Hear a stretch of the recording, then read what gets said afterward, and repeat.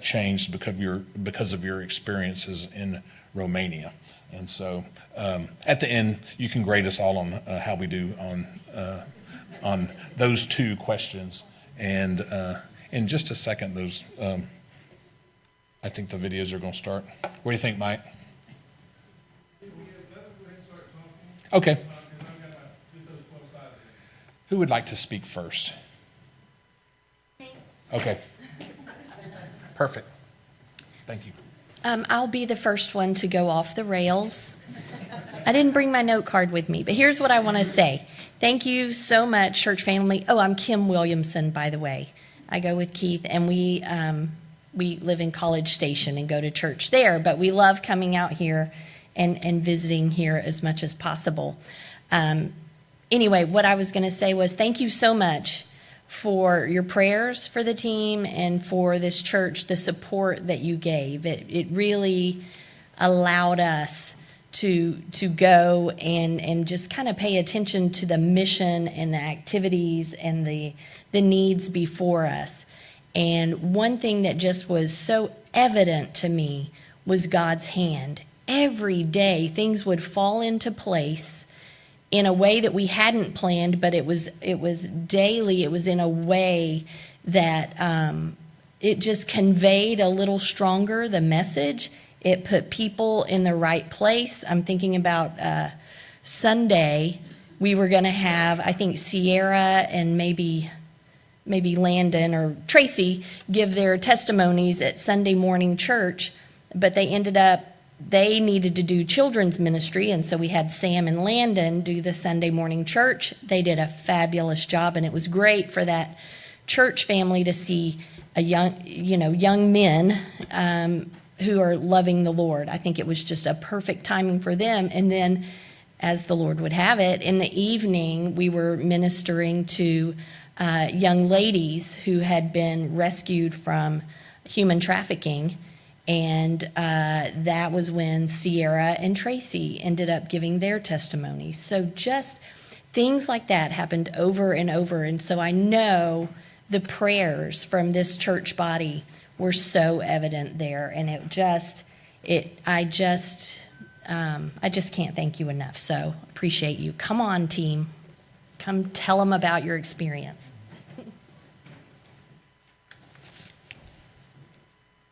I'll be the second one to go off rail. Sorry, Keith. Like Kim said, I just wanted to thank everyone for supporting and praying for us. It was an unbelievable, life-changing experience for me. For as long as I can remember, I've always wanted to go on a mission trip, and I finally got the opportunity to go on a mission trip. And the Lord touched me in ways that I never knew that He could touch me. Romania is a beautiful country. We saw extreme poverty where widows are living on $280 a month, to a beautiful city in Craiova where you would be like, we're in Romania. I mean, it was, a city like Houston. Now I'm going to go off topic, Keith. Just real quick, some of the activities that we did when we were there is we did 2 ladies ministry gatherings. We did 2 children's ministry, like VBS, like activities. We did an eyeglass, glucose, and a blood pressure clinic where they came and were able to go through all of those areas. And before they got to go through those different areas, they were to be prayed over. So there was always a point where they were witnessed to. We passed out seeds and gave devotionals to people in the village where we stayed. We passed out New Testaments and witnessed to people in Craiova. That was out of my comfort zone. Going and just walking down the street, handing someone a New Testament Bible and trying to talk to someone about Jesus. I called it, cold calling. And to be honest with you, that was way out of my comfort zone. So that took some faith there. And then at some point, all of us gave testimonies at different church services in Craiova, Dragonesh, and Kuman. And then we did home visits where we passed out groceries and we were able to witness to people in the homes. And that, going on these home visits was another eye-opening experience. But to get back to the Keith's questions, the takeaways for the trip for me, I had a God moment 2 different nights, 2 nights in a row. And in those nights, I realized that, number one, that God's always in control and that God puts people in the right place at the right time.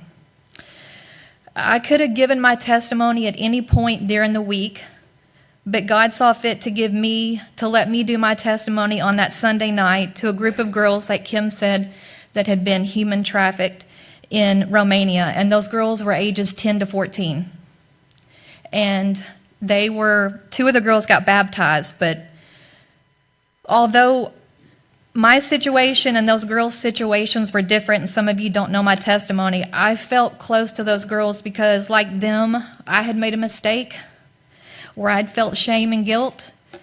And I wanted to share my story with them to let them know that our God is a forgiving God and God loves us. And then the second night, Kelly Mallett and I, we had the opportunity to meet with a man named Marius. Did I say it right? He had had a heart attack. His wife had died. He suffered depression. He was an alcoholic, and his relationship with his son didn't have a relationship anymore. He hadn't left the house in months, but he had formed a relationship with Anna, who is Raul's wife, who was with Hope Church. So she had formed a relationship. She'd been talking to him for months and months. He showed up that night for a dinner that we had for other non-believers there in Craiova. He showed up, Kelly and I, Brother Tim, we all got to talk to him. He actually stayed for the dinner that night, and that night, Kelly gave her testimony about some of her struggles, the same struggles that Marius was going through, and then Diane gave her testimony. Diane lost her husband. She'll give her testimony later, but she had lost her husband, same as Marius. She had struggled with depression. So he needed to hear those things, and he hadn't left his house in months, but he was there that night, and he heard that. So that seed was planted, and he knows that there are people there to help him and support him and love him. So pray for him because he really needs your prayers. And so that night, or throughout the whole week, the verse that stood out to me was Psalms 46:10, "Be still and know that I am God." Because all week, we knew God was there. And then lastly, each month we sit in business meeting and we hear what we contribute to missions, and then we go on about our week. But going on this mission trip opened my eyes to what the Lord's trying to do in Romania. And Raul, Hope Church, Alexi, Veronica, and the whole mission team, they're real people. And they love the Lord. And they're trying to spread the word of God as best as they can. And little by little, they're trying to plant seeds and they're trying to build relationships. And they have to do it in creative ways. But I encourage you to, 1, to pray for them. 2, if you can, you don't have to, but if you want to give a monetary donation, because that's how they live. And also, that's how they're able to help with these different outreach ministries that we were able to give food or the seeds or the devotionals. Or you could go on the next mission trip to Craiova. And they would welcome you. So thank you to the church. It was a wonderful experience, and I will be going back the next time we go to Romania.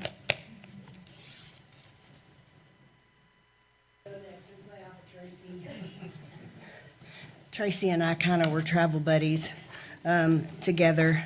She's my new best friend, I think, which kind of works out well since we kind of grew up together. So I see getting older in a much better light these days, knowing that we can do that together. So some of the things that Tracy said, and I may or may not go off rails, but I may. Yeah, probably. As Tracy said, some of the things that she said I was going to touch on, and so that's why I was like, well, it'll be fresh on their minds. Let me go ahead and go. So the questions, I tried to keep it short while I was writing. I had a lot of things. Some of you heard me talk this morning about the one highlight that Brother Tim asked us to talk about, the one thing, because there was only one no, you've just heard already. There's been several highlights. But as Tracy said, and Tracy and I both talked, because we kind of palled around together. We kind of got in the same groups to try to stay in our comfort zone. But we both got stretched out of our comfort zones, like she said, from cold calling people about Jesus. Well, I'm not accustomed to doing that even here, let alone somewhere where they speak a totally different language. It's not a thing for me. However, because I was stretched a little bit, I feel like maybe it might be more manageable here, especially around people that I love, because that's kind of been a difficult conversation for me, because not everybody is on fire at the same time. Not everybody's on fire, period. Some people just get to know, and that's good enough for them. So we actually had within our group some conversation starters about how to even just bring up the subject, which I'd never even thought of before. Oh, there's a way to bring up everything, and I thought I knew a bunch of them, but now I just have something else in my little tool belt to use, and so I'm grateful for that. So that was one of the things that I was taught: get out of your comfort zone. And then one of the things that I came back with change was not only just being able to talk to people about Jesus, but also speaking to people about different things. Marius was a perfect example. Most people probably don't know, but years ago I was going to be a Christian counselor, but I'd stayed in, the lab work, and that's just where I've been, and it's just worked well, and it's provided well for me. But being over there and talking to people and listening to people, I feel like God's nudging me back into that. Hey, you're about to retire from this position. Why don't you do something else? Because, well, as long as we have a mind and a brain and a tongue, we can talk, right? Even if we can't use the rest of our body. So I think I may go back in this direction, because there were counseling opportunities all over there, and biblical counseling is a big deal. And so I think that's been one of the biggest changes for me, to see the next direction I think that God is taking me or pointing me towards in my life. And one more thing that I want everybody to know about. When we were in Craiova, they do this thing called, one of the missionaries that we support, Anna, I think I hear it both ways, Anna. She does an ESL, English as a second language, but it's not called that over there. That's what we call it here in schools. But she takes the youth and she teaches them how to speak English. Yeah, it's an English club or something. Well, one of the things that they would like is to have families that have youth, teenagers that would invest in, like, having a Zoom meeting, kind of like pen pals, but only Zoom, and you're talking English to each other. It would help them learn their English, and it would also give them contacts, here in America, and English-speaking kiddos to talk to from all the way across the world. So if your kiddos might be interested in that, we also have a youth minister that might be able to help facilitate that. So that was another thing that was really exciting to me, because kiddos like to talk, right? So let's hook them up and get them started early. Anyway, keep supporting Romania. As I said this morning, I'll go back if I get the opportunity. It was uncomfortable, but it was an uncomfortable that's good, a good uncomfortable. Thanks, y'all.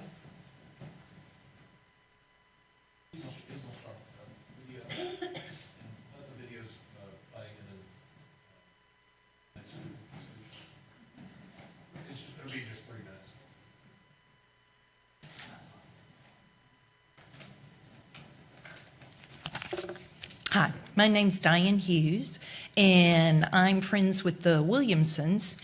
Go to, oh yeah, we were trying to write down words so we'd know what they mean.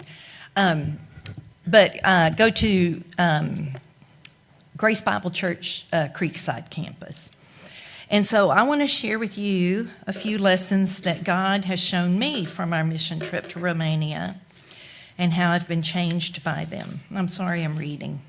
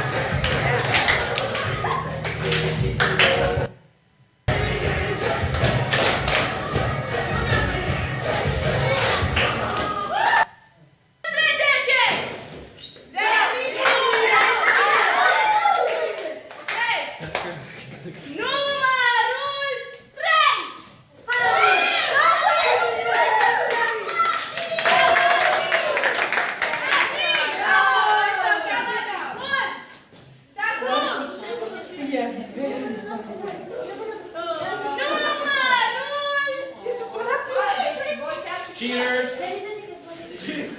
Minus 1 point.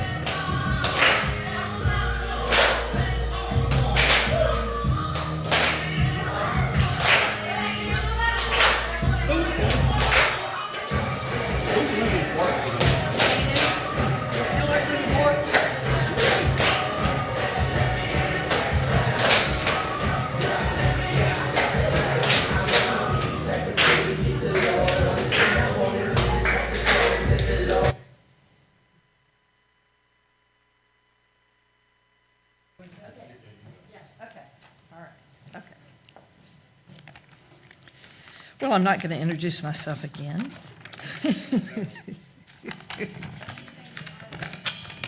Yes, I was roommates with Kelly and Tracy, and we had a good time. We had 2 sets of bunk beds there, and so Tracy had to keep her suitcases on the top bunk, and Kelly and I managed some other way. Anyway, so I wanted to tell you, when I walked down the aisle of the airplane that I was boarding to take us to Romania, I looked at all the people. And to me, they just all looked so sad and tired. And I don't know, it kind of shocked me. I didn't see any smiles.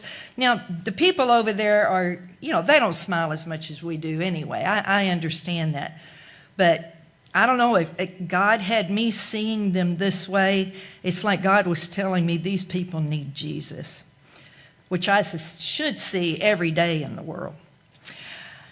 So one thing was, I was unsure how this language barrier was going to work.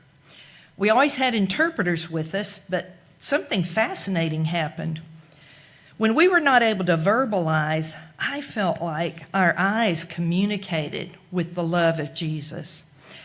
I know they could see and feel that. They knew why we were there. And it reminded me of a Christian song that Sandy Patty sang in the 80s. And it was Love in Any Language, Straight from the Heart, pulls us all together, never apart. Once we learn to speak it, all the world will hear. Love in any language, fluently spoken here. There's also nothing better than getting the big, heartwarming hugs and sometimes the kisses on the cheeks. And I think a few people got them on the lips. So now that I've had time to think back over the trip, I've made an observation that has changed my life.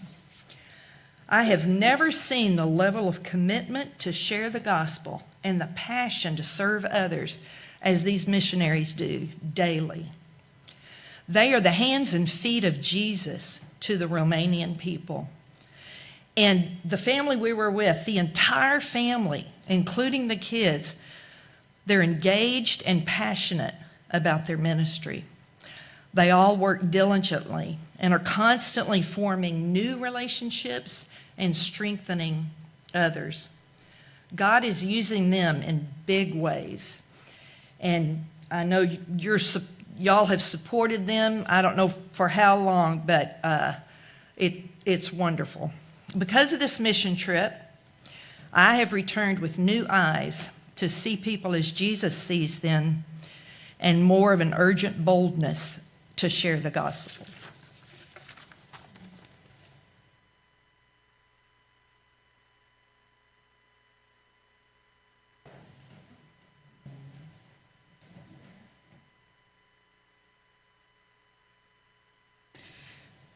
Most of y'all know me. This is my second year to go, and I'm so thankful for the church and the opportunity to go again. And this time I was glad that I got to take my family with me. I knew when I went in 2017 that at some point when this came again, I was going to take the kids and Sam with me.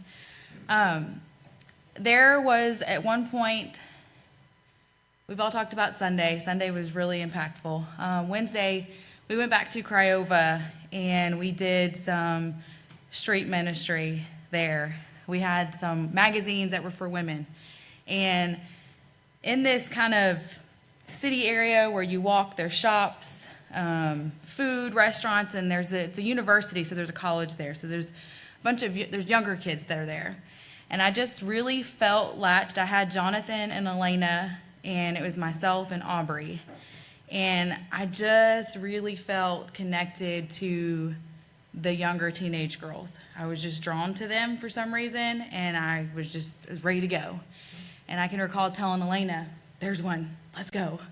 And we would go over there, and it was the very last one that I had in my hands before we went back to go get more. And her name was Ava, and she was a student there, and I told her, once you realize they can kind of understand and speak English, it was exciting, because then it was like, oh, yes, I can talk to you. And I just told her, I was like, hey, I'm from Texas. I'm here with the mission group. We're spreading the gospel of Jesus Christ. And she looked at me and she said,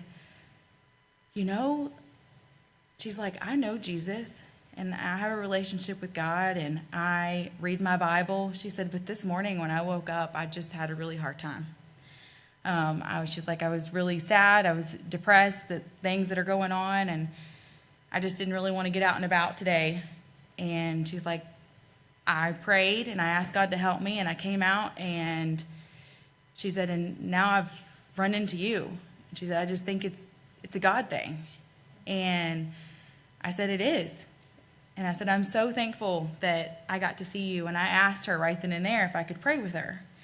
And I laid my hands on her and I prayed for her, and I just told her and asked God to just make sure that she knew how loved she was, and she was worthy and she was valuable, and that any of the pain that she was feeling, that God can help her in that and take that away from her, and that I was so thankful that she knew God and that she was in her Bible, and that hopefully that she has that relationship with Jesus Christ and understands that she is worthy.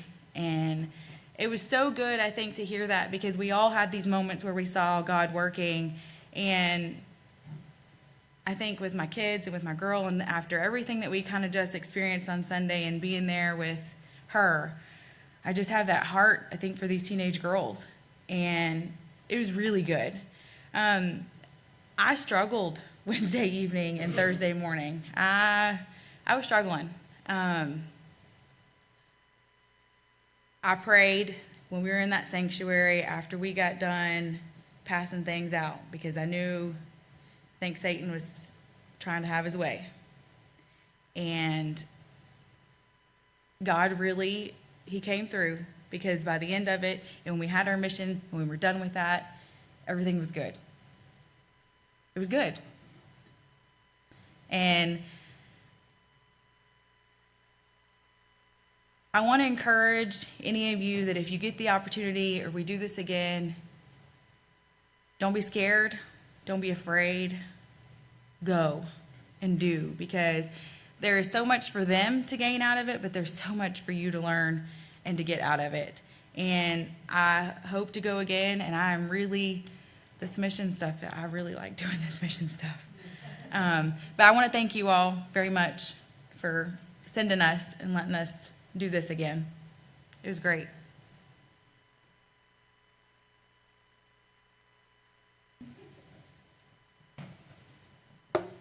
I guess kind of like everyone else, we'd like to thank y'all for, prayers and support on this trip.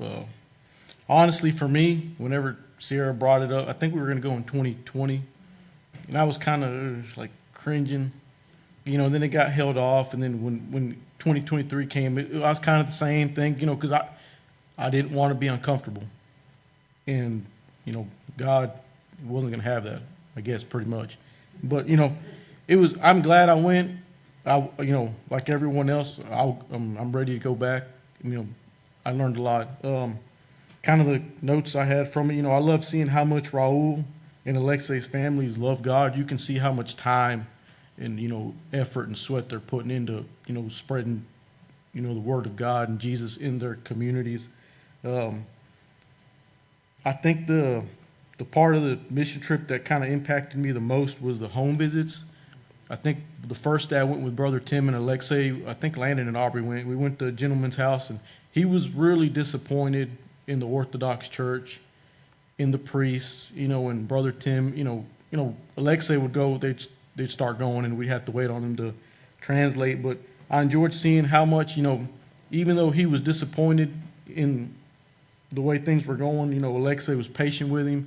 He had a relationship with him. I think when we left, I think we ended up leaving Alexei there with him, because they were talking about fishing for another 20 minutes, I think. But I enjoyed seeing how, he was talking about how the priests were all, he would show us pictures of how they had all the gold on their outfits. And, whenever Alexei asked Brother Tim to say something, he said, well, look at Alexei, look at myself. We're preachers, and look, we're not dressed like that. We're not worried about your money and charging you to come bless your home. We want you to know about God and Jesus. And, in that, you could tell it kind of had him thinking. So I really enjoyed that. And I think the next day I went with Veronica and I think Kim and Kelly. That, for me, was uncomfortable, because seeing the women that are doing a lot by themselves, I think one lady's husband was out of country working, and I don't remember if the other one was a widow or if she was divorced, but you could see it, they were struggling, but, and again, Veronica was there, just there for them. And I really liked how much they were there for their community, whether they were believers or not, they were working with them to show them how much God loves them. And that's what I enjoyed about the trip. Thank you.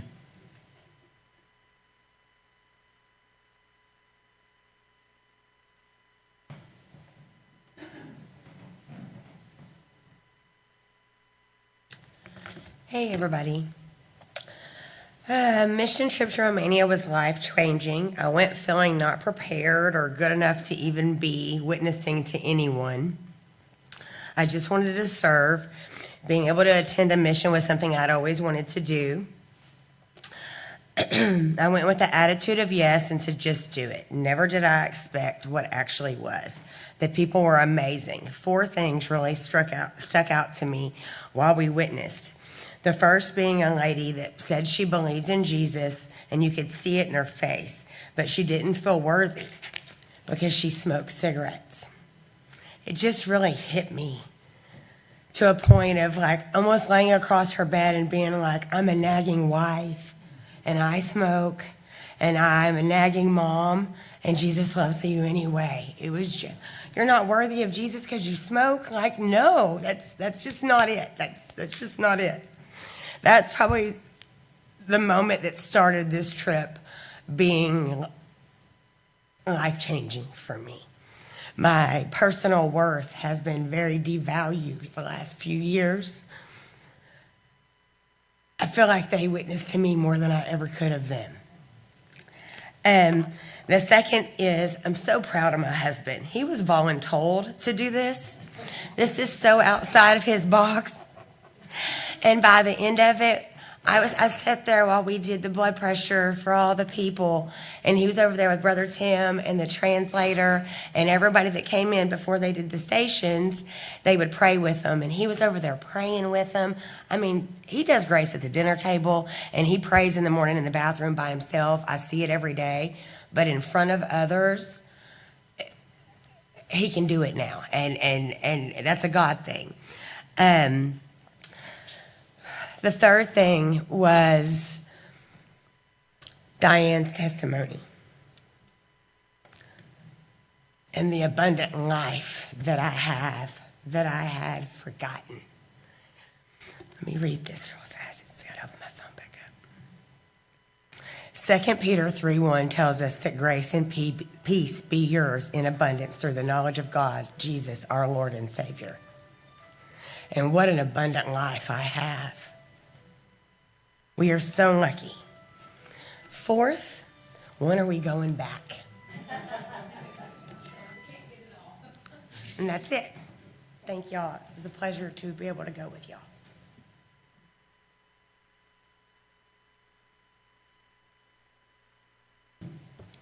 So, one of the things for me was getting told that, we were going to go to Romania. And at first I was like, oh, yeah, that's fine. When is it? Spring break. Really? My week off of school. Nice. But I enjoyed it. I did. Getting on the plane, that was scary. Just have that mindset of just like, what if we don't make it? And stuff like that. And then it's just, I had to end up just trusting in God in every situation while we were there. And one of my favorite parts there was the evangelism stuff in Craiova, handing out the magazines, It was good. I mean, at first it was just like, I'm a teenager, nobody's going to want to listen to me, but it ended up, people were very interested in what I would say. And, yeah, I would definitely go back because it was a good time. And so, yeah.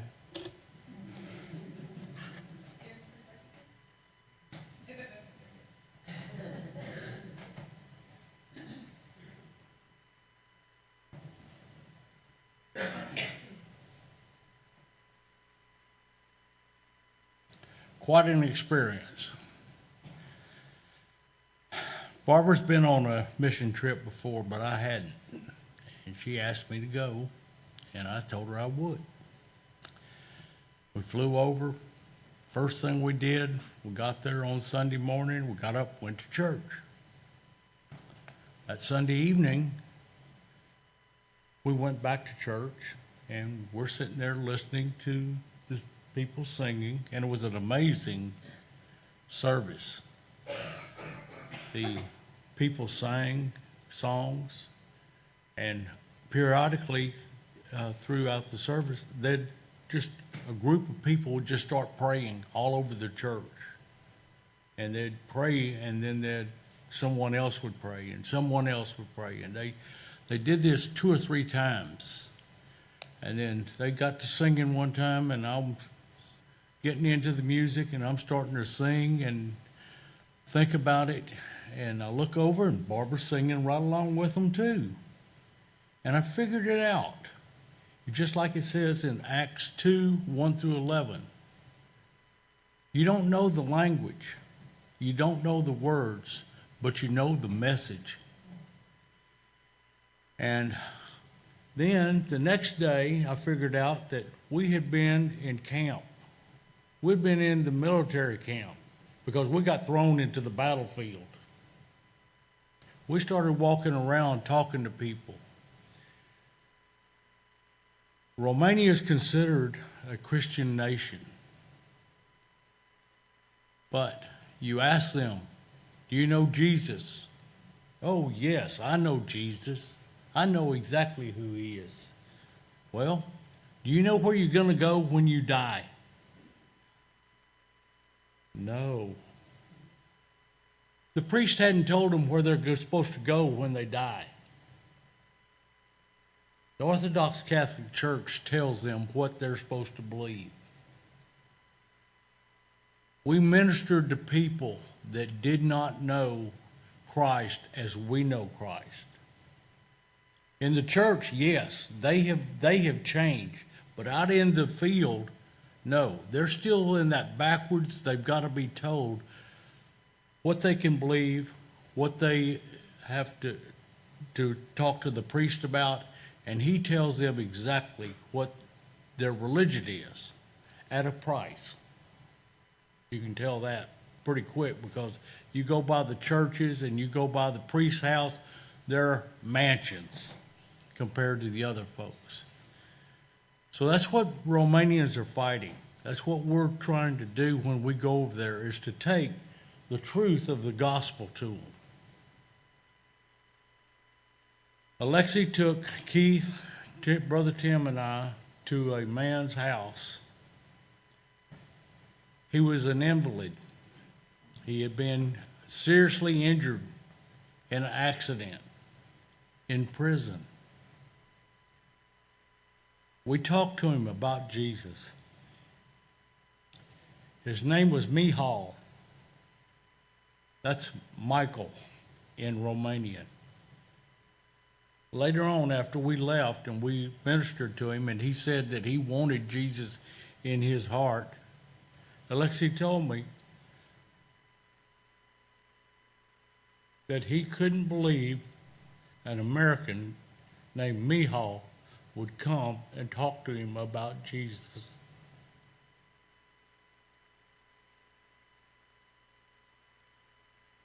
I don't know. He changed me.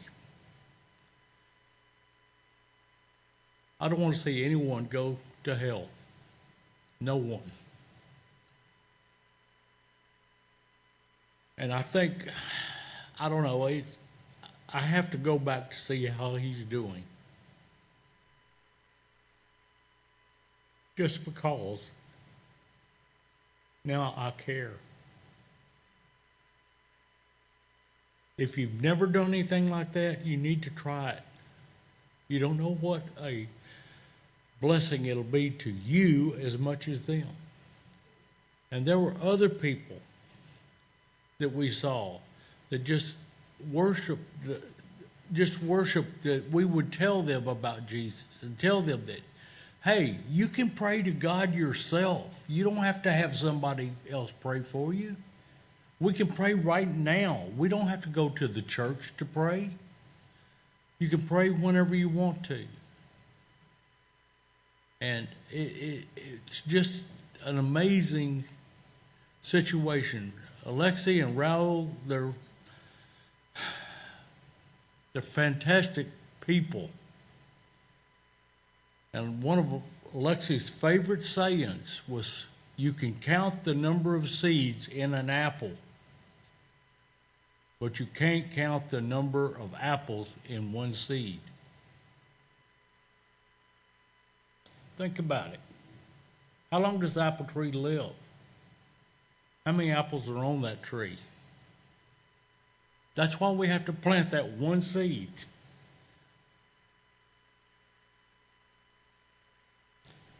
I just pray and hope that God will allow me to go again.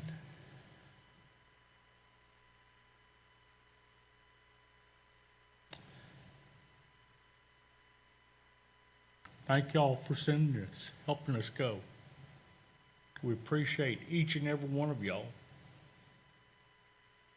And if you never do anything else in your life, tell someone about Jesus. Because you don't know if that one person you're telling is the last person on earth that needs to hear about Jesus before he comes again.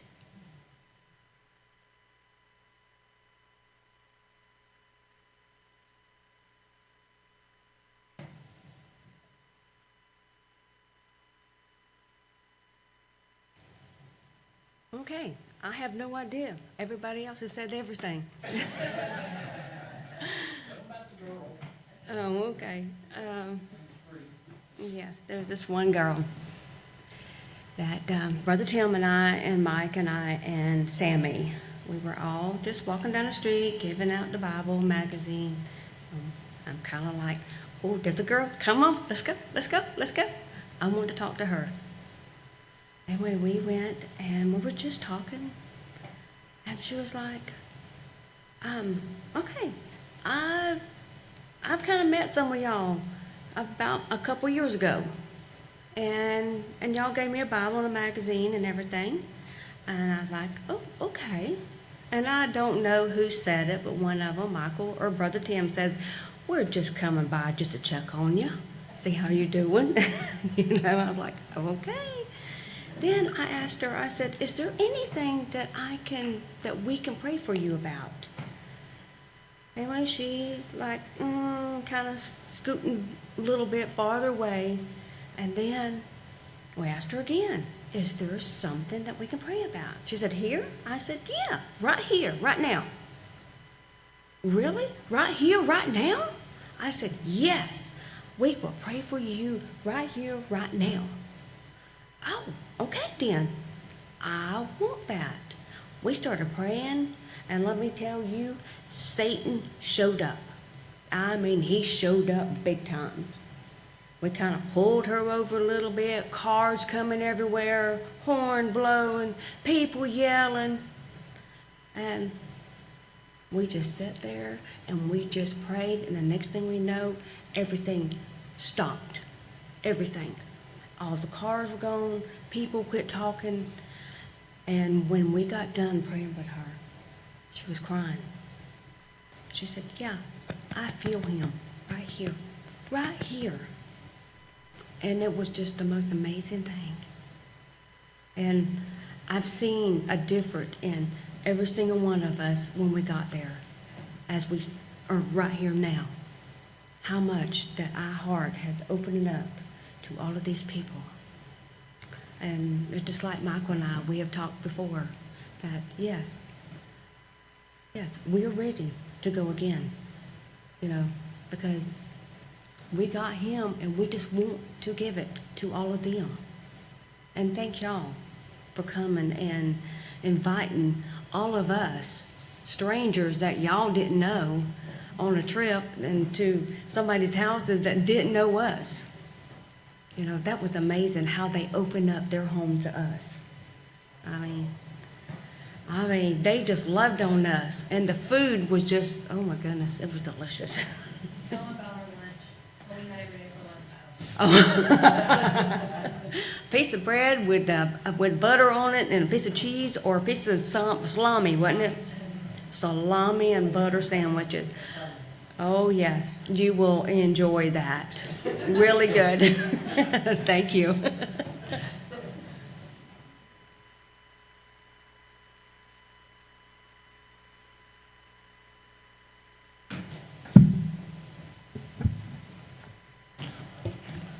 I think we got through everybody, and mostly they did okay. The one story that Mike talked about with this gentleman, Mihai, he didn't tell you that he had been in prison for murder, and he had done 17 years and had an accident or something in prison and is mostly paralyzed and was sent home to die. And in our conversation with him, he had trouble believing that God could forgive him because he was a murderer. And we told him that we're all sinners, and he can forgive you for that. And he said, "Okay, what's your sin? What's your sin? What's your sin?" And so when Tim comes back, I'm sure that he'll let you know what his sin was. And I'm not going to. I'm not going to tattle on him. Anyway, from the street ministry that we do to going into people's homes with groceries and getting to pray with them, to vacation Bible school, to women's ministry events. It is action-packed time whenever we go to Romania. Many of y'all have seen some of the Romanian missionaries as they come through here, and they are in the trenches every day doing that, and it's a blessing for us to go alongside them for a week every year or so and get to share in that ministry. And like most of these people said, we're the ones that get the blessing from that. And Americans in Romania are show ponies, and most every Romanian will let you come in their house if you go to the door. And it's an opportunity to share the gospel. And all of these people got that opportunity last week, and it's what we're called to do. And so we thank y'all for your support and your prayers, and we invite each and every one of y'all to go with us the next time that we go.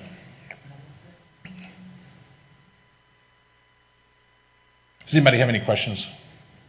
Yes, sir. Most of the missionaries speak English, and they act as our interpreters, and they also clean up any mistakes that you make. And so if you say something wrong, in the translation, they're going to fix it. And that it gives me a sense of relief. The one in the house we stay with can speak, except maybe grandma. Yep. To further answer that question, anytime we would go out as a group, either on the streets from person to person or home to home, each group of us would have at least one translator with us. Never without. Refugees from Romania, did y'all see much of that? Now, the last time that we went was in 2022 in September, and they were housing a bunch of Ukrainian refugees at that time. Most of those people have been distributed throughout Europe, and they're no longer being housed by our missionaries there. But that was an interesting situation. We ministered to Ukrainians a couple days, and you would think that Romanian, where it is in the world, that it would be, their language would be close to Russian, but it's not. It's closer to Spanish. And so the Ukrainians all speak Russian. And so our conversations with them, we didn't have a translator. We had Google Translate. We were just talking into our phone, and the phone would talk to them. And that's the way that we communicated with them. One funny story real quick. Diane and Keith and I were going on this home visit to a widow lady. Diane lost her husband 11 years ago. And so I was like, I'm not going to say anything, I'm just going to let Diane share with her because we'll make it a widow. And so Diane said, miss him very much. And she said, and she said, so then Diane didn't know where to go with that. I told the interpreter, you take it from here. And the other thing is that they knew we were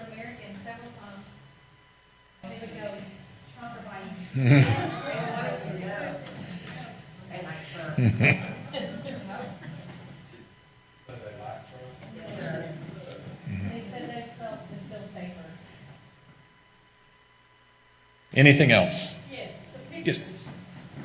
We watched them, but we don't know what was going on. Can we Would play you them again? kinda Go through them again and tell us what was happening? We can. Mike? Oh.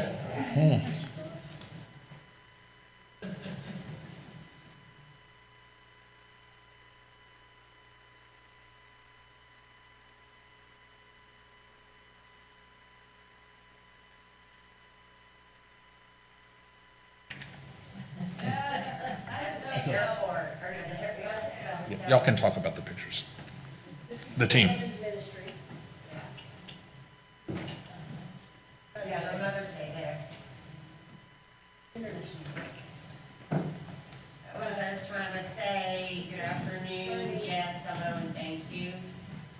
Epic fail. That was the house where we stayed, and that was in their house, that was the church. And that was where all our activities, in Kumon where we stayed, that's where we did all our activities. Miriam sang, that was the girl that was in the last picture, she was the oldest daughter, she is an incredible human. That's Grandma. Grandma Priscilla.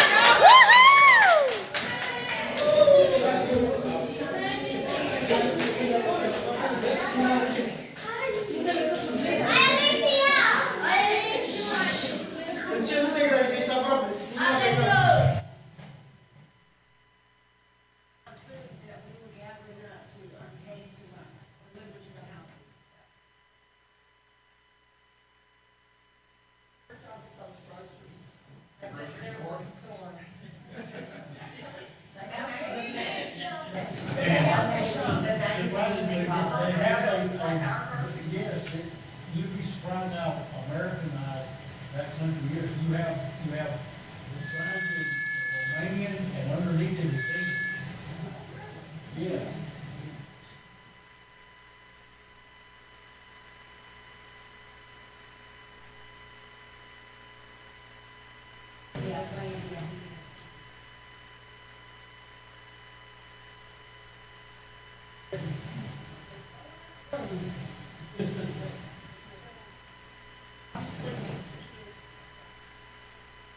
They go every week to the church to do an activity.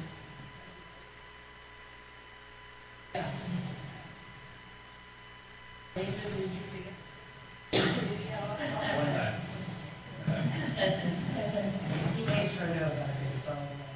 I will say, when Tracy and I were leading, there was art and Jesus baptism.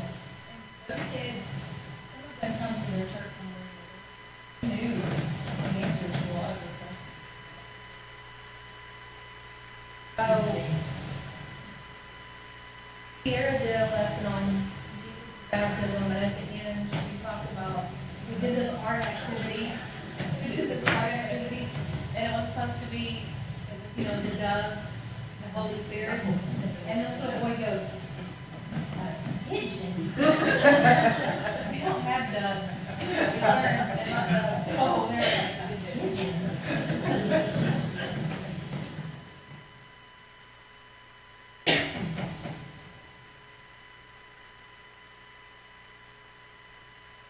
A lot more of the kids stuff.